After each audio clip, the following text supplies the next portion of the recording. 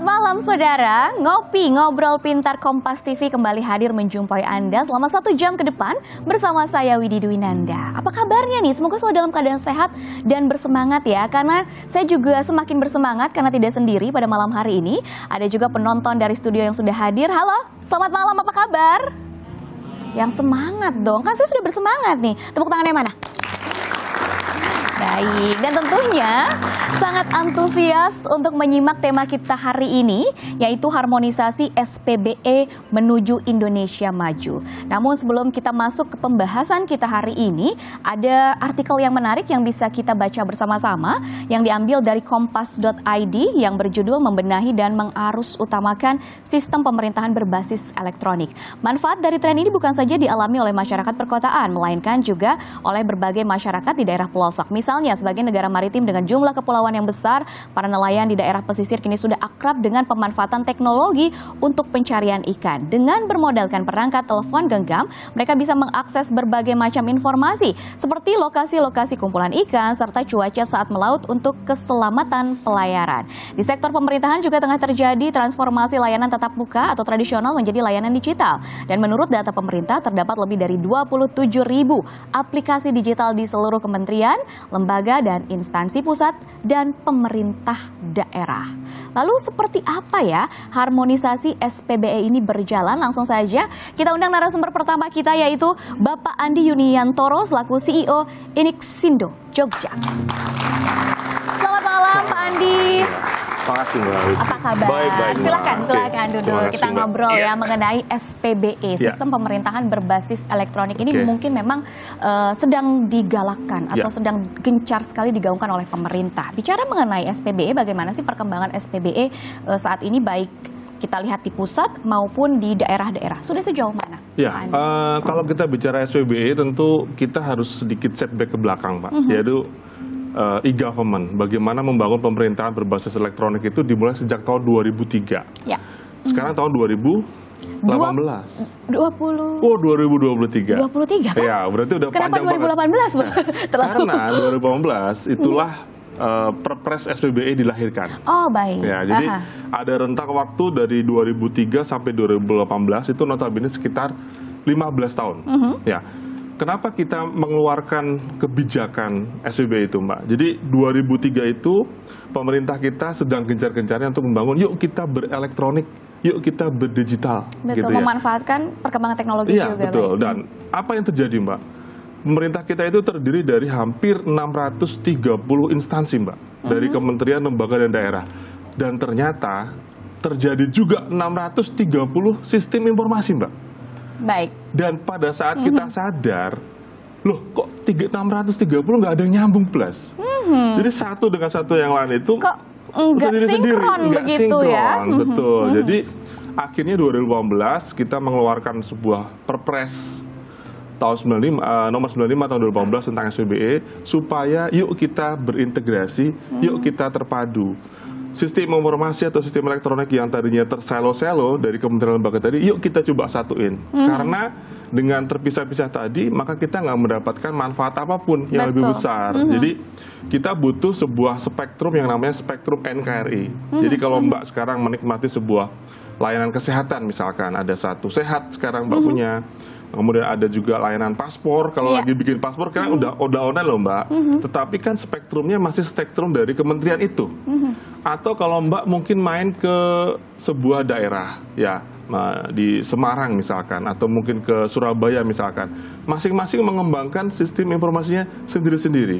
Ibarat kata nih Mbak, kalau saya sedang ada di suatu daerah X, mau melapor sesuatu apapun ya, kejadian yang kita alami, kita lapor misalkan, maka kita harus menginstal aplikasi lapor di daerah itu.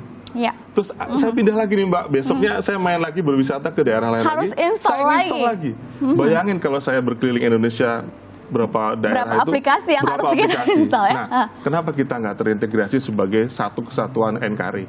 Itulah rohnya SPBE sekarang itu. Baik, perkembangannya seperti apa sejauh ini? Nah, perkembangannya sekarang kalau kita bisa melihat 2018 nih Mbak, sampai sekarang 2023 mau 2024 ya, hampir 5 tahunan ya Mbak. Baik. Ya. Nah, perkembangannya di sini memang progresifnya sudah berjalan dengan lumayan lah kalau kita bilang. Tetapi ada sedikit kesalahkaprahan bahwa pendekatan SPBE itu dari sistem elektroniknya. Jadi ini yang mesti kita benahi. Kemarin juga sempat ngobrol dari rekan-rekan Kemenpan, kalau SPBE itu depannya SP atau BE, Mbak? SP? SP kan? Harusnya SP sebagai subjek, BE sebagai objek. Nah, BE ini kan bermakna teknologi. Betul. SP bermaksud adalah sistem pemerintahan. Nah, yang terjadi sekarang dalam tempo 5 tahun terakhir itu pendekatannya masih berbasis teknologi.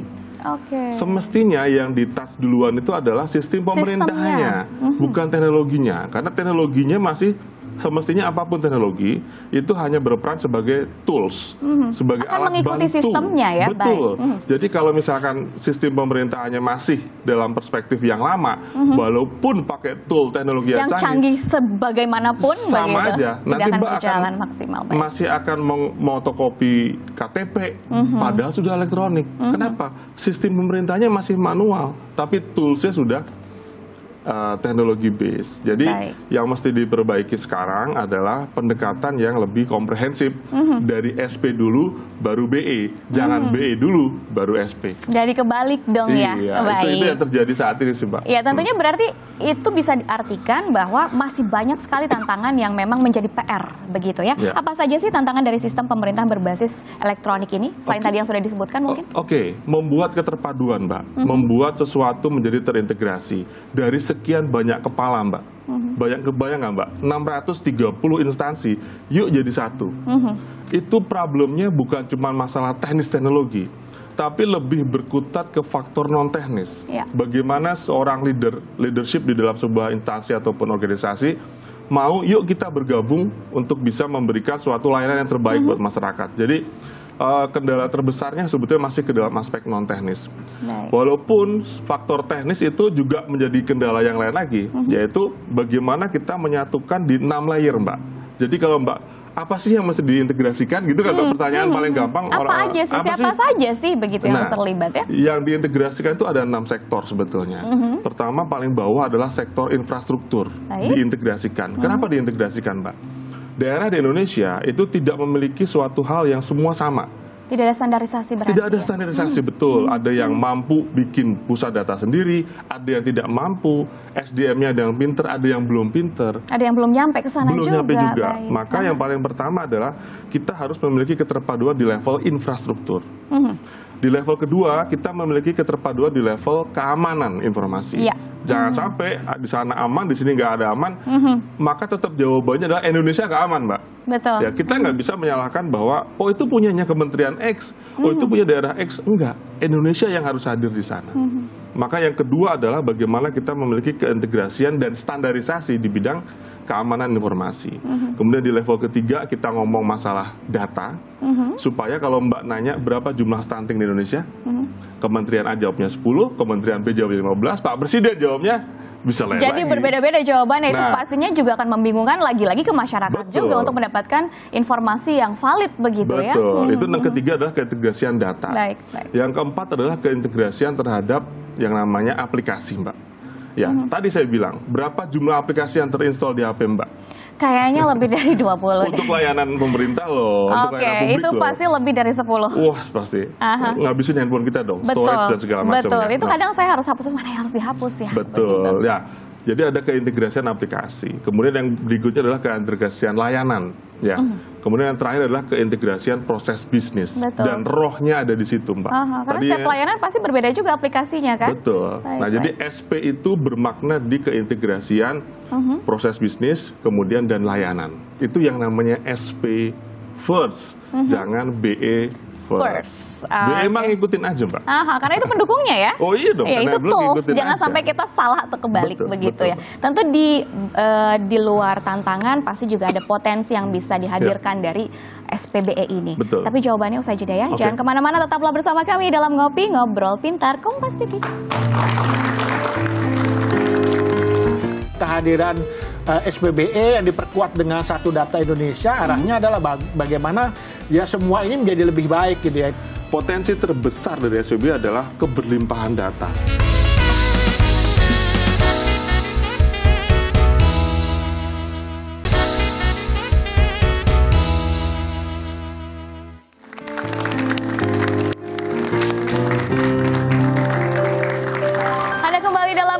Ngobrol Pintar Kompas TV, masih bersama saya Widi Dunanda dan juga tentunya Bapak Andi Yuniantoro selaku CEO Inixindo Jogja. Dan kita akan hadirkan lagi satu narasumber, tapi sebelum menjawab yang tadi ya, kan tadi ada yang terpotong tentang potensi dari SPBE ini. Kita undang terlebih dahulu Bapak Heru Sutadi selaku Direktur Eksekutif Indonesia ICT Institute.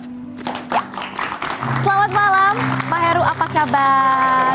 Silahkan duduk, kita akan ngobrol-ngobrol yang sangat menarik temanya hari ini, yaitu harmonisasi SPBE menuju Indonesia Maju. Ya. Tapi di segmen sebelumnya saya sempat ada PR pertanyaan yang harus dijawab nih. Mengenai potensi, kalau tadi sudah banyak tantangan yang disebutkan, lalu bagaimana dengan potensi yang bisa kita dapatkan? Ya, potensi terbesar tentu adalah data, Mbak. Ya, jadi artinya apa? Kalau kita telur ayam pasti berasal dari ayam. Betul ya, Mbak? Betul. Ya? Sama. Data elektronik pasti berasal dari layanan elektronik. Itu udah pasti. Jadi kalau kita memiliki layanan elektronik, pasti menelurkan data elektronik. Nah, potensi terbesar dari SPBE adalah keberlimpahan data. Nah, dari keberlimpahan data ini, maka kita perlu mengolah, menganalitik, sehingga menjadi bahan untuk membuat kebijakan. Jadi kebijakan dan tindakan pemerintah ini tidak berbasis asumsi, tidak berbasis kira-kira, atau berbasis kesukaanku, kesukaanmu, tapi data yang akan bicara. Sehingga dengan data yang akan bicara, maka kebijakan itu akan tepat sasaran, terus tepat fungsi, dan akhirnya memang benar-benar bisa memberikan prediksi Indonesia ke depan. Apalagi kita punya visi Indonesia Emas 2045. 45, ya. Artinya kita pengen tahu selama rentang waktu 2024 ke 2045 itu ada apa saja, maka yang bisa memberikan prediksi itu cuma data, Mbak. Bukan kedukun loh, Mbak. Baik. Nggak zamannya kita kedukun, tapi kita zamannya pakai data. Jadi potensi besarnya SPBE adalah keberlimpahan data. Maka yuk kita join, yuk kita berintegrasi, supaya kita punya data itu bukan punya data kementerianku, kementerianmu, daerahmu, daerahku, bukan. Tapi data Indonesia. Satu data Indonesia yang nanti diolah menjadi big data yang dahsyat itu. Apalagi sekarang di era digital ini tentunya data bahkan bisa dikatakan sebagai sumber kekayaan setara dengan emas. Wow, luar biasa. Sekarang kita beralih ke Pak Heru ini. Setujukah Anda harmonisasi sistem pemerintahan berbasis elektronik ini dapat membantu kontribusi konkret dalam mendukung pencapaian visi Indonesia Maju? Bisa disampaikan? Ya tentu ya, karena sekarang ini kan kita semua serba digital, serba elektronik, jadi memang ada potensi positif yang dihasilkan dari bagaimana kita memberikan layanan pemerintahan berbasis elektronik. Ada dua sisi. Dari sisi pertama itu dari sisi masyarakat. Tentu dengan hadirnya SPBE diharapkan bahwa masyarakat mendapatkan layanan secara lebih cepat, lebih mudah, lebih mudah, murah gitu ya, efisien gitu ya. Kalau dulu kan mungkin kita harus menghadapi banyak meja, sekarang misalnya untuk perizinan kita bisa masuk ke OSS gitu ya, udah banyak efisien yang dilakukan gitu ya. Kemudian juga dari sisi pemerintah tadi disampaikan Pak Andi, memang tepat sekali bahwa ketika kita memiliki nanti banyak data, karena betapapun kan ada data-data yang dihasilkan oleh masyarakat gitu ya, dari layanan, dari transaksi segala macam. Nah sekarang itu bagaimana kita juga menghadirkan data itu untuk kepentingan pemerintah, yaitu agar apa? Agar pemerintah ini dijalankan dengan namanya intelligent government. Jadi pemerintahan juga yang cerdas gitu ya. Kemudian hasilnya apa? Nanti juga intelligent policy, kebijakan juga yang cerdas. Karena dengan data yang mungkin nanti terpisah-pisah gitu, yang sekarang terpisah-pisah masih ya upayanya disatukan. Pemerintah pusat, daerah, kementerian, lembaga, masing-masing kebijakannya mungkin tidak sinkron dengan kementerian lain, atau pemerintah pusat dengan pemerintah daerah, antar pemerintah daerah juga nggak sinkron gitu ya. Sehingga dengan kehadiran SPBE yang diperkuat dengan satu data Indonesia, arahnya adalah bagaimana ya semua ini menjadi lebih baik gitu ya. Indonesia tantangan ke depan itu kan juga kian kompleks, sehingga memang diperlukan cara-cara yang lebih cerdas. Nah ini merupakan bagian dari cara cerdas kita untuk mewujudkan Indonesia yang lebih maju, Indonesia yang Indonesia Emas 2045 tentunya gitu ya. Baik, lalu kita kembali lagi ke Pandi. Kalau dilihat dari tujuan pembangunan SPBE ini, terutama tepatnya pusat data nasional, kita kan memang sedang membangun ini ya. Apa manfaatnya bagi pemerintah pusat, pemerintah daerah maupun lembaga pemerintah? Ya, pusat data nasional itu ibarat kata kalau kita bikin rumah itu fondasinya, Mbak. Jadi fondasi kuat tentang. Sekarang kan kita punya spirit dengan SPBE itu sudah menjadi suatu niatan besar bahwa kita akan mendigitalisasi seluruh layanan, baik layanan administrasi pemerintahan maupun layanan publik. Itu jelas kan sebagai atapnya tuh Mbak. Nah, tetapi paling bawah tentu harus ada fondasi yang kuat. Nah, fondasi yang kuat itu adalah namanya Pusat Data Nasional tadi. Pusat Data Nasional ini mungkin kebanyakan orang akan berpersepsi sebagai data. Tapi Pusat Data Nasional itu adalah sebuah building, Mbak, sebetulnya. Benar-benar building, tempat untuk meletakkan server-server atau istilahnya komputasi-komputasi yang nantinya akan menjadi rumah bagi sistem yang akan berjalan di atasnya. Jadi Pusat Data Nasional menjadi fondasi utama dari program digitalisasi pemerintah yang kita susun lewat SPBE ini. Oke, itu manfaat bagi pemerintahan ya, berarti. Betul, Nah, lalu bagaimana dalam perspektif kebijakan publik? Bagaimanakah sebaiknya pemerintah berkolaborasi dengan sektor swasta? Pak Heru. Ya, memang betapapun upaya pemerintah ini tidak bisa bekerja sendiri, gitu. Harus ada kolaborasi. Yang pertama itu tentu kolaborasi antar kementerian, lembaga, pemerintah pusat, pemerintah daerah gitu. Karena betapapun sekarang ini persoalan kita kan ego sektoral. Tadi juga saya bilang Pak Andi. Jadi ini data saya.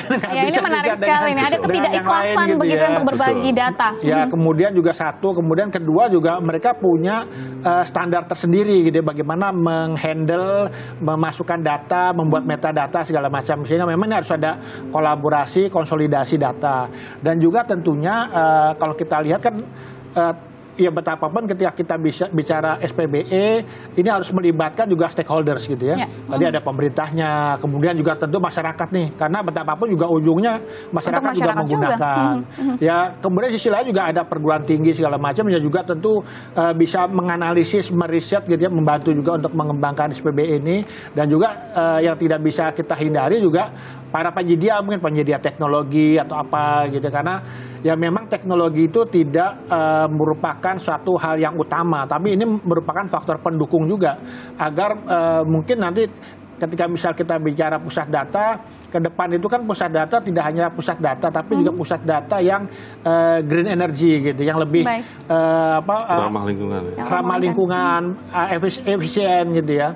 Dan memang pusat data di Indonesia ini diperlukan karena sekarang ini kan tadi dilihat pemerintah ini, kemudian ini punya lembaga ini punya, pemerintah pusat punya, daerah punya, semuanya banyak gitu loh. Sehingga ini cara menghandle-nya gimana, mengontrolnya gimana, tata kelolanya gimana gitu ya. Begitu ya. Nah, sehingga memang ada upaya untuk kita bikin satu atau beberapa pusat data sehingga memang terkontrol semua di data gitu ya. Ada beberapa pusat data yang rencana dibangun pemerintah, ada di Cikarang, di Batam, di IKN gitu ya. Yang sehingga memang ini secara kebutuhan yang memang kebutuhan itu diperlukan agar tidak terpecah-pecah, dapat kita kontrol. Cuman memang masalah lainnya juga muncul dari masalah keamanannya seperti apa gitu ya. Harus dijamin keamanan data dan juga keamanan sibernya gitu. Baik, inti dari harmonisasi ini adalah memang kolaborasi dan integrasi begitu ya. Lalu bagaimana dengan perkembangan integrasi sistem pemerintahan berbasis elektronik ini dengan program pengembangan pusat data nasional? Ya, jadi kan memang harapannya kan pusat data nasional ini menjadi satu tempat. Tapi ya kita mesti memahami, bukan berarti gedung yang gede banget. Enggak. Kita harus memahami bahwa pusat data nasional ini sebagai sebuah ekosistem. Tapi dengan requirement harus standar internasional.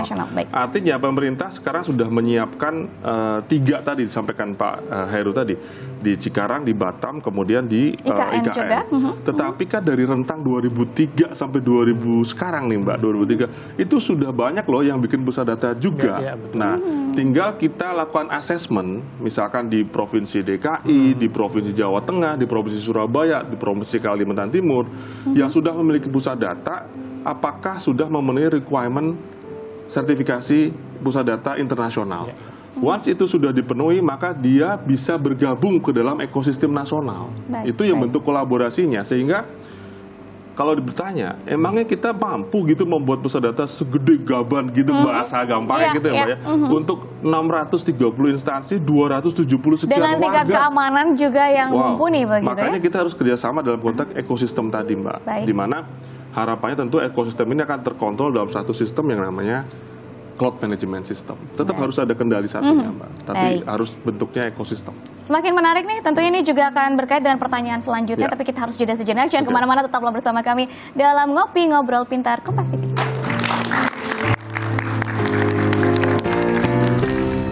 Di tiap kota A harus Ada, download gitu ya. aplikasi, install aplikasi. Itu terjadi loh, Mbak. Akan Iya, banyak betul, sekali betul. gitu.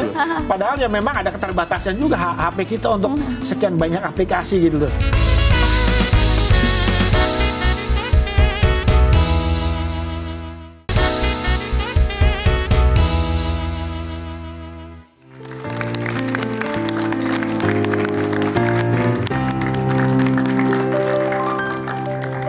Terima kasih Anda masih bersama kami dalam Ngopi Ngobrol Pintar Kompas TV. Tentunya masih bersama saya Widi Dwinanda dan juga dua narasumber saya, yaitu Pak Andi Yuniantoro selaku CEO Inixindo Jogja dan juga Pak Heru Sutadi selaku Direktur Eksekutif Indonesia ICT Institute. Kita akan lanjutkan perbincangan yang semakin menarik.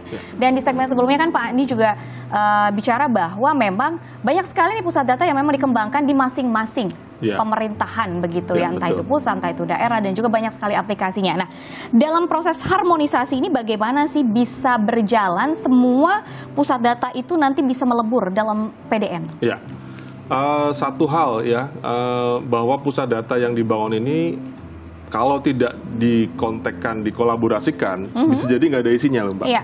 Ya, karena kan pusat data yang dimaksud adalah sebuah gedung, sebuah building yang bisa menampung komputasi sampai sekitar saat ini tuh yang tahap pertama 25.000 core.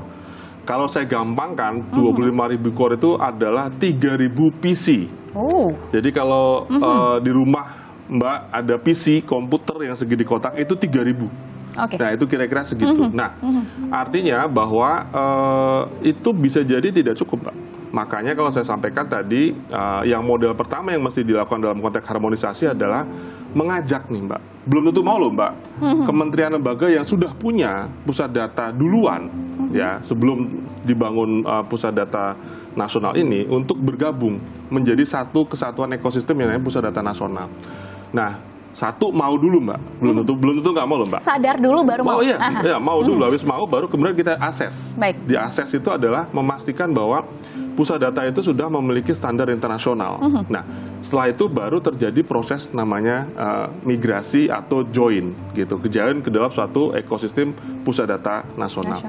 Once itu sudah join, maka sebetulnya pengguna nih, Mbak, pengguna dalam artian adalah kementerian lembaga lain itu tidak tahu sih sistem saya itu ditaruh di server yang mana dari yang 3.000 itu, nggak tahu loh, Mbak, karena sistem yang dikembangkan oleh Kementerian Kominfo itu bukan berbentuk kita menyewa PC yang 3.000 tadi, Pak, tetapi dibangun dalam konteks yang namanya Cloud Management System.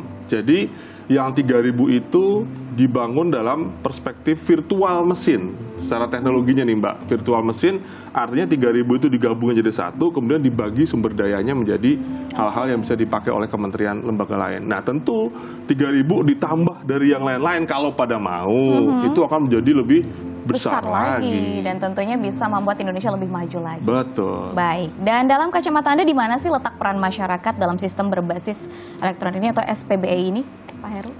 Ya sebenarnya memang masyarakat memiliki peran penting gitu ya.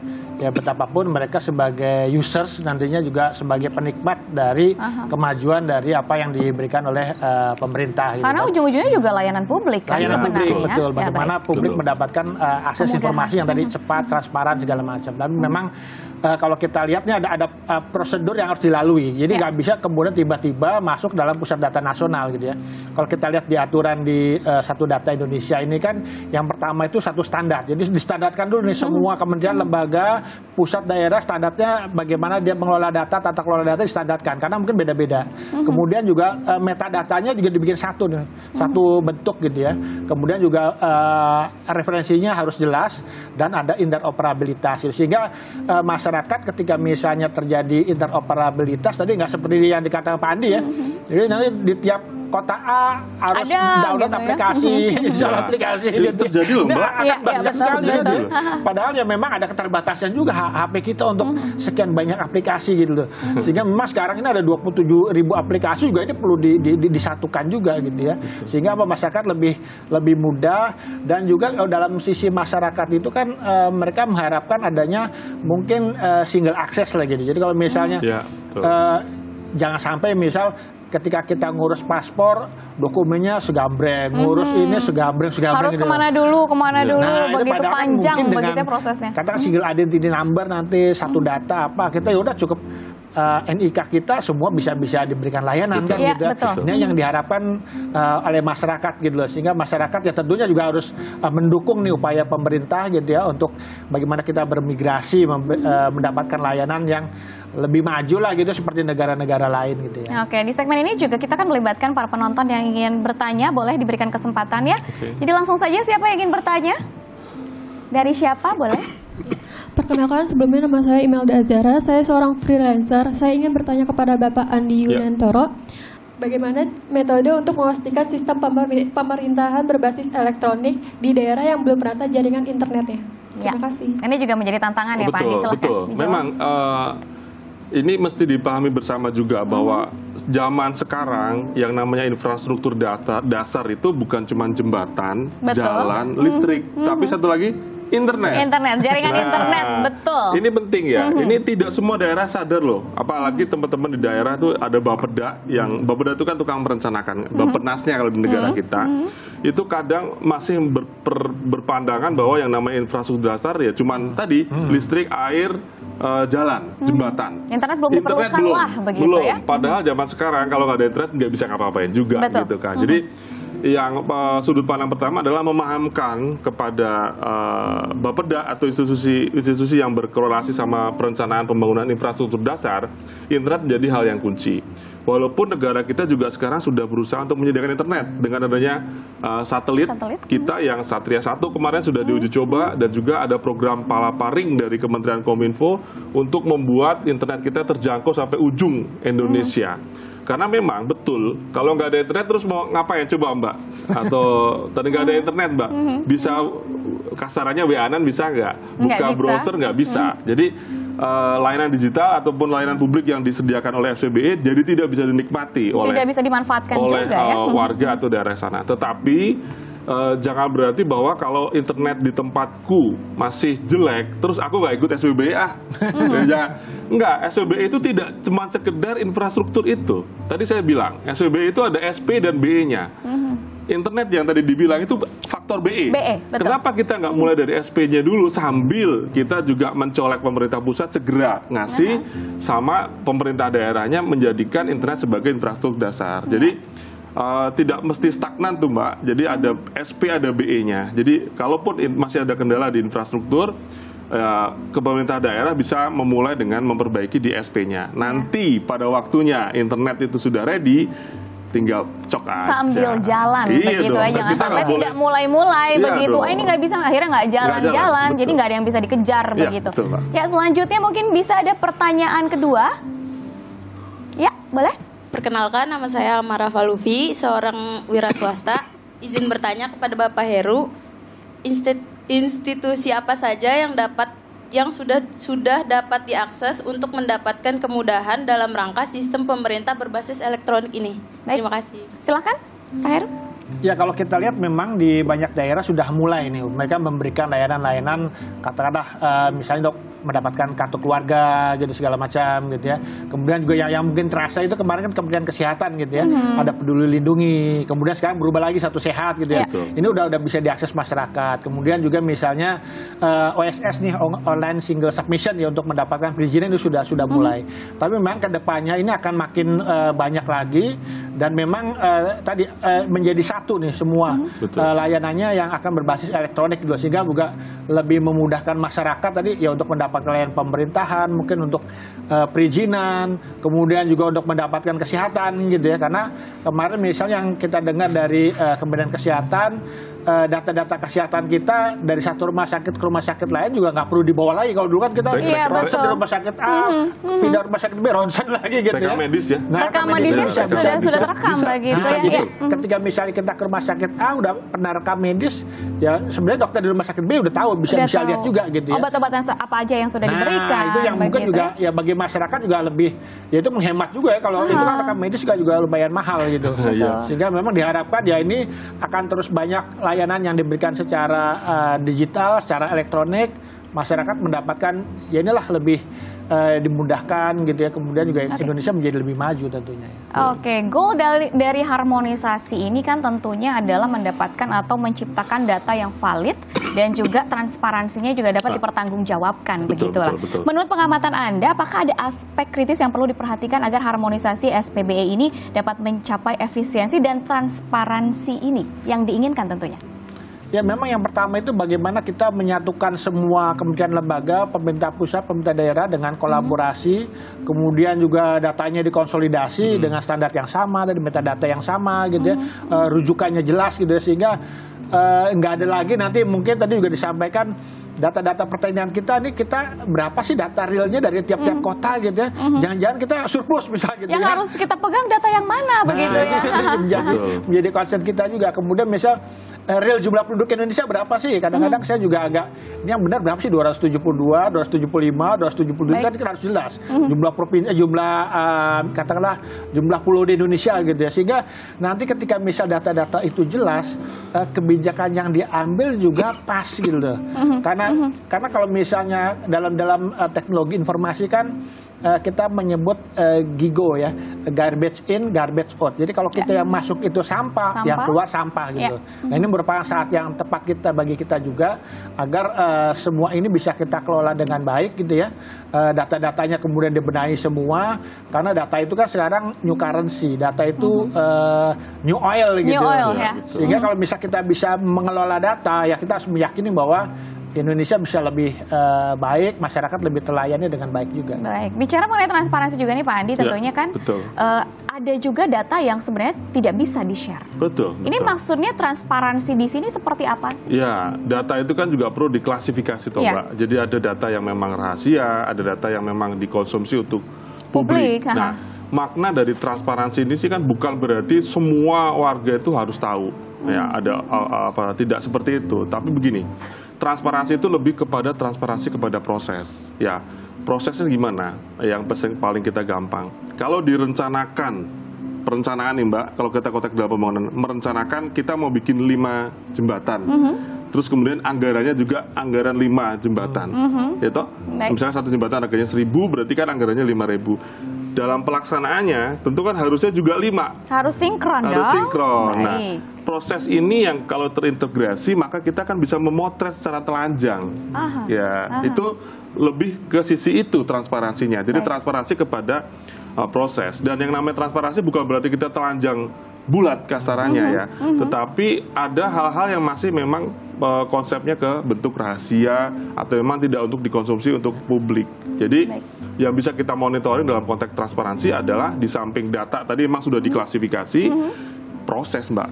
Karena memang kalau untuk masalah proses itu dari mulai perencanaan pembangunan sampai ke tahap pelaksanaan pembangunan kita sebagai masyarakat bisa melihat. Nah itu hanya bisa kalau kita semua terintegrasi, terpadu. Jangan sampai kita terpisah-pisah satu-satu, gimana cara melihat secara holistiknya Mbak. Ya, berarti karena proses pembangunan yang nyata memang dilihat juga oleh masyarakat. Iya. Itu yang transparansi, by data. Masih banyak yang bisa kita gali informasinya hari ini, tapi kita harus jeda sejenak. Jangan kemana-mana, tetaplah bersama kami dalam Ngopi Ngobrol Pintar Kompas TV.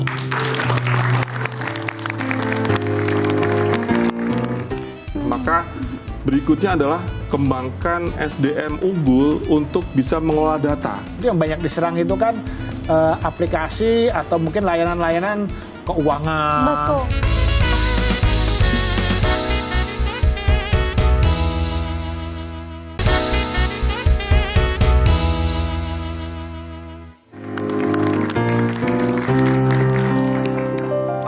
Anda masih di Ngopi, Ngobrol Pintar Kompas TV, dan tentunya masih membahas tema harmonisasi SPBE menuju Indonesia Maju bersama Bapak Andi Yuniantoro selaku CEO Inixindo Jogja dan juga Bapak Heru Sutadi selaku Direktur Eksekutif Indonesia ICT Institute. Kita lanjutkan perbincangan yang semakin menarik ini mengenai pemanfaatan PDN mungkin yang bisa kita gali pada segmen ini. Untuk saat ini, apakah pemanfaatan PDN bagi pengambilan kebijakan pemerintah maupun peningkatan pelayan publiknya sudah optimal atau masih banyak sekali PR yang harus dikejar? Menurut saya masih banyak sekali PR, Mbak.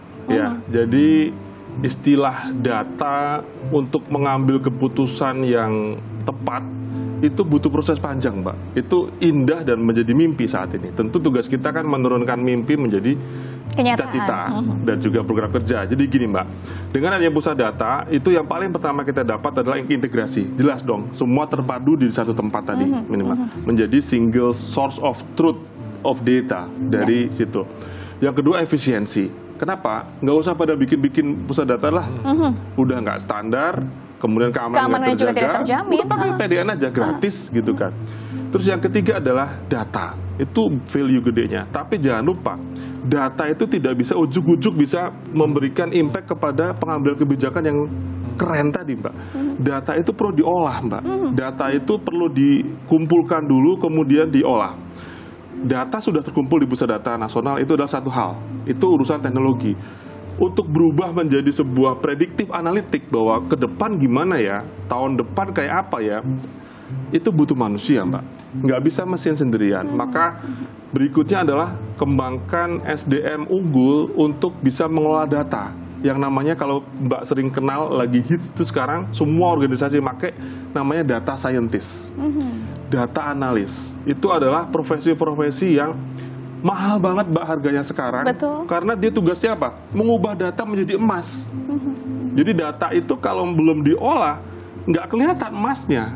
Masih busuk-busuk gitulah. Kira-kira nggak kelihatan gitu. Tapi masih berantakan, masih berantakan lah, masih kusam segala macam. Tugasnya data scientist ataupun data analis adalah mengkonversi itu menjadi emas. Emas itu bahasa gampangnya adalah sebuah informasi yang bisa menjadi inputan untuk pengambilan kebijakan. Guys, pemerintah tahun depan Anda harus membangun jembatan di wilayah timur. Kenapa nggak di wilayah barat ya? Kita harus meningkatkan padi pangan untuk panen di wilayah selatan ya. Kenapa nggak di timur? Ini loh ada prediksinya dan sebagainya. Jadi proses perjalanan menjadi data untuk mengambil keputusan itu ada suatu fase-fase yang harus dilalui. Satu, kesiapan teknologi di satu data tadi dan PDN. Oke, itu baru satu step atau bahasanya adalah first step. Maka second step adalah kita membangun SDM unggul dengan kompetensi yang cukup untuk memiliki kompetensi di bidang data science dan data analis. Sehingga akhirnya kita bisa disajikan dalam sebuah informasi. Ibarat kata nih, Mbak, kalau data udah ngumpul di pusat data itu, ibarat kata kulkas kita penuh bahan. Perlu dimasak dulu dong, Mbak. Harus dimasak dulu menjadi sesuatu yang di-plating di atas meja. Baru kita bisa santap. Siapa yang bisa masak? Chef atau orang yang jago masak. Itu yang tadi saya sebut SDM. Ini yang menarik nih, SDM. Ya, yang betul. mahal. Begitu. Oh, mahal itu gajinya paling mahal ya, Mbak ya? Lalu bagaimana di kondisi SDM untuk mendukung PDN ini? Situasinya seperti apa? Kenapa sih bisa seperti itu? Kenapa bisa mahal? Lalu bagaimana cara bisa merangkul mereka untuk bisa terlibat dalam proses kemajuan Indonesia melalui sistem berbasis elektronik ini? Oke, ini juga suatu hal yang penting ya. PDN itu adalah sebuah keniscayaan untuk bangsa kita punya. Maka harus dikelola dengan suatu kelembagaan yang dedicated. Bukan suatu program tahunan yang selesai dan tidak lanjut lagi, tapi memang harus ada lembaga dedicated yang mengelola PDN, gitu ya, Mbak ya, mengelola PDN. Ada lembaganya nih, Mbak. Siapa sih yang mengelola PDN? Maka nanti ada kepala pusat data nasional, ada kepalanya dengan struktur organisasi yang rapi dan ciamik, di mana di dalamnya di situ ada salah satu tugas untuk melakukan proses data analitik, di mana kita rekrut ataupun kita hire dengan berkompetisi lah pastinya, karena di luar demand-nya kan tinggi sekali ya, Mbak ya. Kalau kita lihat data scientist, data analis tadi, saya bilang gajinya gede banget loh, Mbak. Betul, gitu ya. betul. Apakah itu nanti mereka akan tertarik ke luar negeri nggak sih, Pak? Kalau seperti itu pasti kan. Mbak googling deh berapa data gaji data scientist di Singapura, di US, di Jepang, di Indonesia berapa? Kalau seperti itu bukannya mereka akan memilih ke luar negeri dibandingkan untuk Indonesia. Jadi bagaimana nih merangkulnya nih? Ya, Pak? Merangkulnya tentu adalah satu, jiwa nasionalisme kita juga harus tinggi lah. Teruji begitu, harus diuji. Kita bangsa Indonesia, kita bangunlah negara kita sendiri untuk bisa lebih hebat negara kita.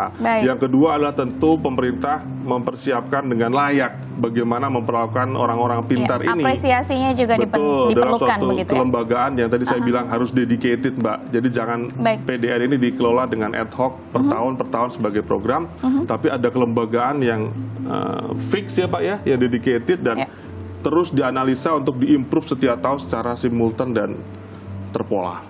Wah, dahsyat kalau itu. Dahsyat sih kalau memang ini bisa tercipta semua ekosistem yang memang ideal ya Pak ya. Betul. Lalu bagaimana pendapat Anda nih mengenai pentingnya aspek keamanan data dalam konteks harmonisasi SPBE ini? Ini juga penting, keamanan. Ya, betul. Jadi memang ketika kita bicara data yang terpusat gitu ya, di satu sisi memberikan kemudahan-kemudahan. Tapi di satu sisi juga menjadi kemudahan untuk terjadinya hal-hal yang tidak diinginkan gitu loh. Itu jadi hal yang wow, ini enak banget semuanya terkumpul harta karunnya. Jadi bisa diambil semuanya begitu. Itu menjadi bencana loh bagi Indonesia. Jadi kalau sebelumnya untuk meretas, mengambil data kan harus berapa ribu server dia dimasukin gitu ya. Sekarang satu tempat. Satu tempat peretas kayaknya happy juga nih. Satu pusat data masuk ke situ aja harus bisa mendapatkan banyak data. Ini merupakan tantangan gitu ya, bahwa ketika kita masuk ke pusat data nasional seperti sekarang ini, keamanannya juga tentu harus diperkuat gitu ya.